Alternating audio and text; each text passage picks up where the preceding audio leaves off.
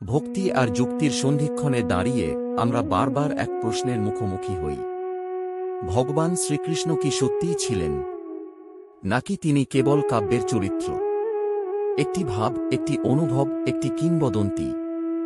জন্মাষ্টমী এলেই আমরা মুগ্ধ হই তাঁর রঙিন লীলায়, মুরলীধ্বনিতে, মাখন চুরির হাসিতে। কিন্তু হৃদয়ের গভীরে একটা ছোট্ট দোলাচল থেকে যায়। এই কি সত্যি? তিনি কি সত্যিই নন?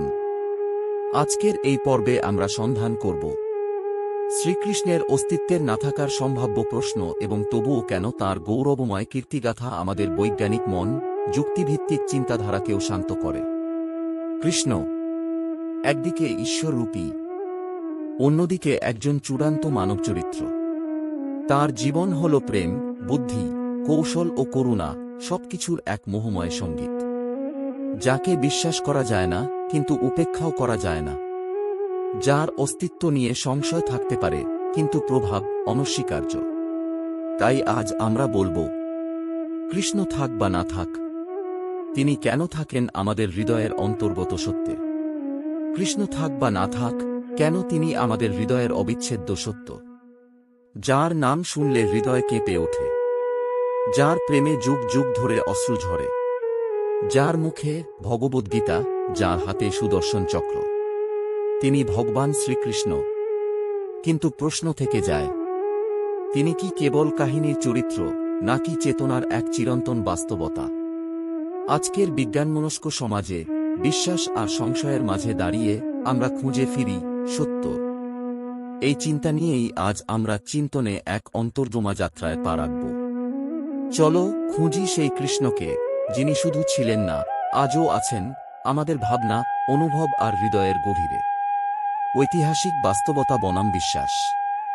শ্রীকৃষ্ণের কাহিনী প্রাচীন ভারতীয় শাস্ত্রের অঙ্গ। মহাভারত, ভাগবত, বিষ্ণু পুরাণ ইত্যাদিতে তাঁর জন্ম, বাল্যলীলা, কুরুক্ষেত্র যুদ্ধ, গীতার উপদেশ ইত্যাদি বিস্তারিতভাবে লেখা আছে।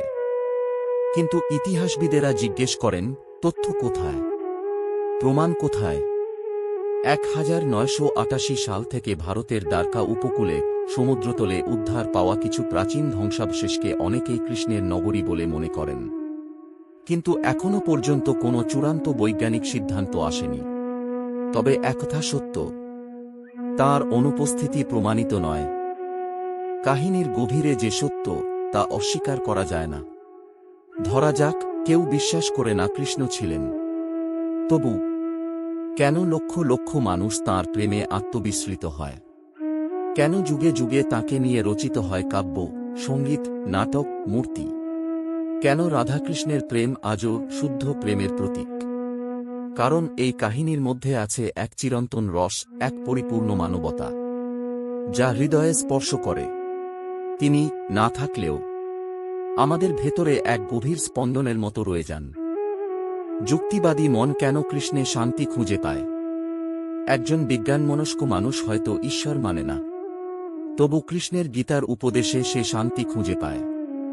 কর্মে অধিকার, ফলে নয়। এটি আধুনিক কর্মনীতি। সমত্ববুদ্ধি মানে সব অবস্থায় সমভাবে থাকা, মানসিক ভারসাম্য।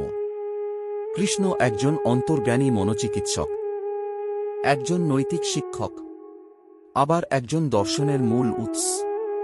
তাঁর চরিত্র যুক্তির চোখে অলৌকিক নাও মনে হতে পারে, তবে তাঁর বাণী, কর্ম, সম্পর্কের গভীরতা যুক্তিকে স্তব্ধ করে দেয়।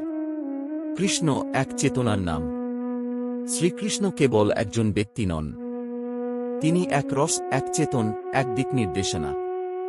যিনি ভক্তের কাছে ঈশ্বর, প্রেমিকের কাছে রাধার রসেশ্বর, সাধকের কাছে আত্মজ্ঞানদাতা, বিজ্ঞানীর কাছে এক অন্তর্জাগতিক শক্তি। তাঁর অস্তিত্ব যে অনুভবে আসে, তা যুক্তির দিগন্তকে পেরিয়ে আত্মার ভাষায় কথা বলে। সন্দেহই সাধনার প্রথম ধাপ। আমরা যদি বলি, আমি কৃষ্ণকে পুরোপুরি বিশ্বাস করতে পারি না, তাহলে সেটি ভুল নয়। সন্দেহ থেকেই তো জন্ম নেয় অনুসন্ধান। অনুসন্ধান থেকেই আসে উপলব্ধি। এই যাত্রার শুরুতেই দরকার সত্তা। তুমি যদি সত্যিই খোঁজো, তবে তিনি আসবেন। কৃষ্ণ কি সত্যিই আছেন? প্রশ্নটা আজ আর তিনি আছেন কিনা সেটি নয়। প্রশ্নটা এই, তুমি তাকে খুঁজছ কিনা।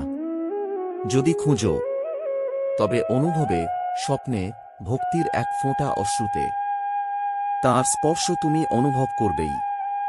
চিন্তন চ্যানেলের আজকের এই যাত্রায় যদি তোমার হৃদয়ে একটু ভাবনার আলো জ্বলে, তবে তাই আমাদের উদ্দেশ্য। কৃষ্ণ একজন ইতিহাস নয়, তিনি একটি অভিজ্ঞতা। তিনি এক প্রেমার্স, এক আত্মজ্যোতি, এক শান্তি ও চেতনাবোধ যাকে অনুভব করতে হয়। জয় শ্রীকৃষ্ণ, জয় চিন্তন।